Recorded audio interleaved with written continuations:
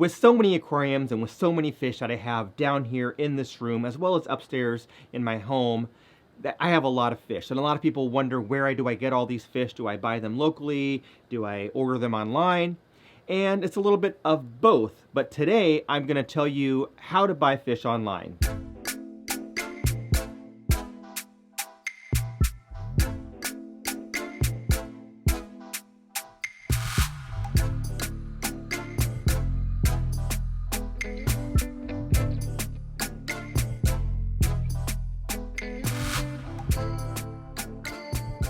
Hey fish friends, how's it going? Hope you're doing well. My name is Zenzo from Tazawa Tanks. Now I do have a lot of aquariums and I do have a lot of fish.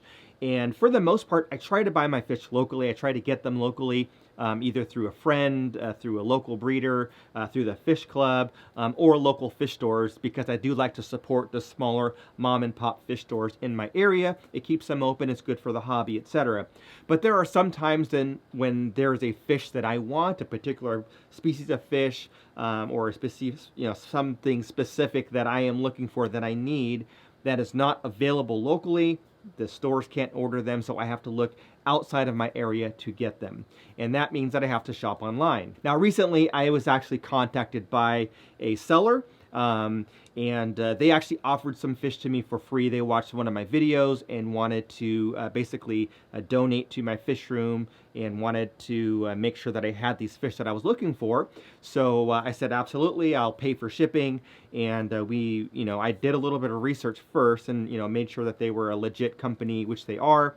And so they shipped the fish out to me. Everything was great. Everything is fine. And that made me kind of think about making this video to kind of share some of the experiences that I've had and give you some things to think about if you're going to be doing some online shopping as well. Now, the first thing that I want to share is that you want to do your research. So you want to get your laptop and do your research. Go online and read as much as you can about the fish that you're going to buy.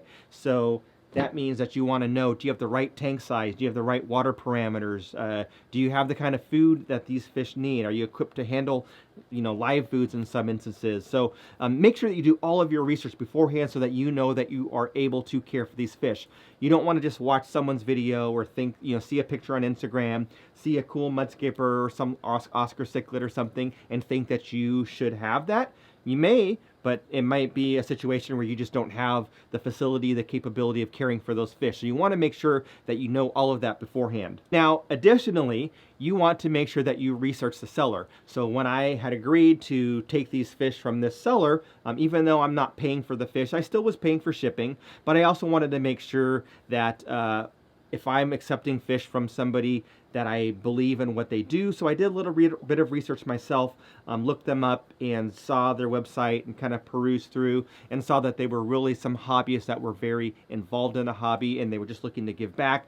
And I felt very comfortable using them, because I would hate to, order some fish online, even though I got them for free, and then, tell all of you that I got these great fish from this great company and them not doing a good job. So anyway, so I got some fish from them, and it is very important that you also do the research on a seller. So if you're going to buy fish, you want to research that seller and make sure that you're buying it from a reputable group, a reputable person, that it's not some shady company or something like that. Now, I have had a terrible experience in the past, and I've had good experiences in the past, and everything in between. I did make a video about the awful experience where I was mailed some fish that were already dead, and it's a whole saga story. I'll put a link of that up here, but those were my African mudskippers, some of them. One of the companies that sold me the African mudskippers, they were phenomenal. They still are, because I still talk to them on the phone. The other company, horrible.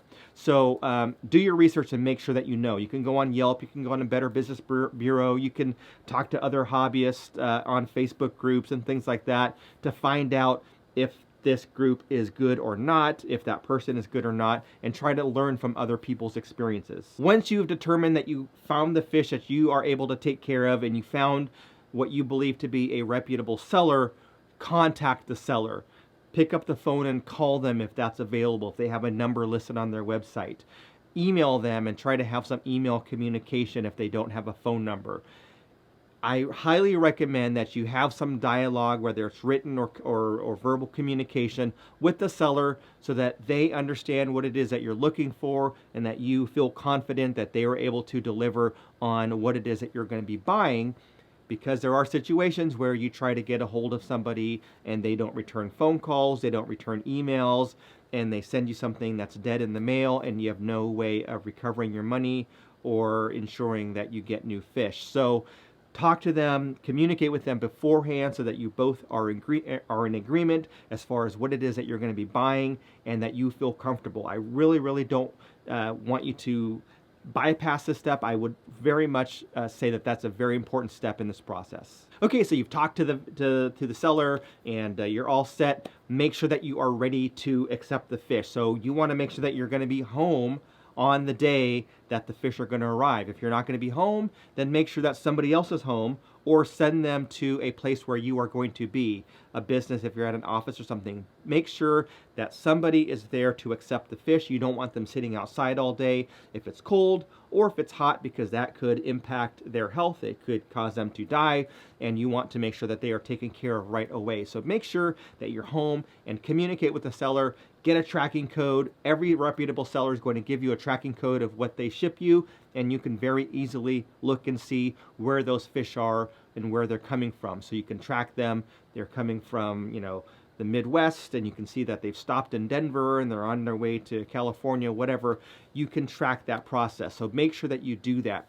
Additionally, I highly recommend expediting shipping. So you want to pay for expedited shipping. You want to pay for that overnight service. So even if you do have that tracking code, you're not watching them stop along the way. Basically, they were shipped from one location and they arrived where you live, and they're on a truck ready to be delivered to you. So that overnight extra fee that you would pay for is very much worth it, because it just ensures that the fish are in those boxes and in those bags as little as possible, not exposed to temperature changes, and will get back to you in one piece. Now, once your package arrives, you want to make sure that you are able to take care of those fish right away. So this is why I really advise that you make arrangements to be home or be at an office that you're able to take those fish and get them situated right away. You want to temperature acclimate them and add them to your quarantine tank. Now, when you get the box, my recommendation is to have your phone handy or a camera ready so that you can take photos or take video of the experience. So you would want to take pictures of you receiving the box, or a video of you opening the box and then inspecting each bag so that you can see that how the state of the fish are they healthy, and then you can also send that to the seller to let them know, hey, they arrived, they're all great, or they arrived and 2 of them are dead or whatever. So they can see that they arrived that way and that it wasn't you putting them in the tank, them dying a couple of days later. You want to have that proof.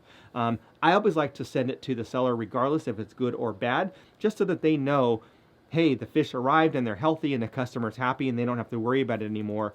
Or if something happens, I would want them to know as well. But have a camera ready so that you can just take that video and be able to document the process of you opening the bag or the box, etc. From there, it's pretty simple. You've inspected your fish. You can see that they're healthy. They came in a package. They're all set. Temperature acclimate them, because most likely the temperature that they are in the package is going to be different than the temperature of your aquarium or your home. In my situation, the room is heated, so I would just set the bags out and let it sit for 45 minutes or so until the temperature of the bag match the temperature of the room. If you have a different situation where you have a heated aquarium, you could just float the bag in there and then add that fish to your quarantine tank. So very simple. Just the real process is doing your research on the seller, doing your research as far as the fish that you're going to buy, and be available to receive those fish and try to get them as quickly as possible. So a little bit about the fish that I got. I got some gold ocellatus, which is a shell dweller that I have been wanting more of them for quite some time. I had 3. I was having a hard time finding more, and Sand City Cichlids actually reached out to me, and they specialize in Tanganyikan fish and shell dwellers and things like that. So they actually reached out to me and said, we would love for you to have some of these. We'll send them to you. So we made arrangements, and I paid for shipping. They arrived perfectly. They came next day, and everything was perfectly fine. The fish were healthy. The box was a little bit cool, but still perfectly fine. and the fish are now in, they went to a quarantine tank, observed them for several days. They were in there for about 8 or 9 days or so, did some medication treatment, and then put them into the main tank. Had to do a little bit of rearrangements of that aquarium just to kind of break up some line of sight and make sure that I didn't have too much aggression in there. But anyway, they're doing great. I will put links down below of the company that I got the fish from, Sand City, so that you can check out their site if you want to. I don't get paid for it. There's no affiliate link or anything. There's no discount. Just put it down there for your information because I had a good experience and they seem like some really cool people. So if you happen to be looking for some Tanganyikan fish, some little bit more rare African cichlids, they might have them available for you. So hopefully this short little video was able to shed some light on online shopping experience for fish. Some of you maybe have never done it before, or you've done it with some bad results. So hopefully if you were in that camp, or if you are looking at buying fish, this helps you to understand what you should be doing and what you should be looking for. If you like this video, give it a thumbs up. If you have not done so already, please consider subscribing. It really does help my channel. And for those of you that do have questions, please comment down below. And I'd also like to read the comments. And I read almost every comment when I get a chance to it. I might not read them right away, but I'll read them within a couple of weeks or so usually. Comment down below your experiences of shopping for fish online. That's all I had for now. Thanks for watching. Catch you on the next one.